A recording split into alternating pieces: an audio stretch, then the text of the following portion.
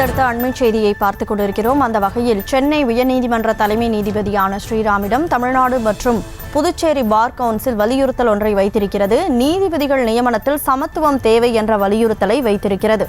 இது தொடர்பான கூடுதல் விவரங்களோடு செய்தியாளர் மதியழகன் இணைப்பில் இருக்கிறார். மதியழகன், கூடுதல் விவரம் என்ன?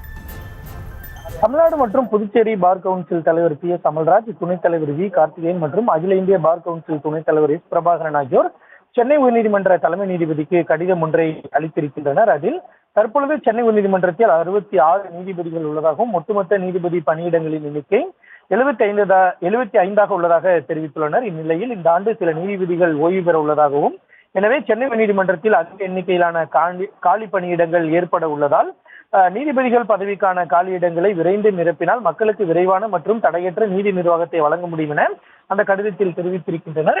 எனவே தலைமை நீதிபதி மற்றும் கொலிஜியம் நீதிபதிகள், சிறுபான்மையினர், பெண்கள் உட்பட சமூகத்தின் அனைத்து பிரிவுகளை சேர்ந்த வழக்கறிஞர்களின் பெயர்களை அவர்களின் தனிப்பட்ட சட்ட அறிவு, நேர்மை, திறமையின் அடிப்படையில் பரிசீலிக்குமாறு ஒட்டுமொத்த வழக்கறிஞர்கள் சமுதாயத்தின் சார்பாக கேட்டுக்கொள்வதாகவும், சென்னை உயர்நீதிமன்றத்தின் நீதிபதிகளாக பதவிக்கான பெயர்களை கொலிஜியம் பரிசீலனைக்கு பரிந்துரை செய்யும் பொழுது நீதித்துறையில் சமூக பன்முகத்தன்மையை உறுதிப்படுத்தும் வகையில் அனைத்து சமூகத்தினருக்கும் உரிய பிரதிநிதித்துவம் வழங்க வேண்டும் எனவும் அந்த கடிதத்தில் வலியுறுத்தியுள்ளனர்.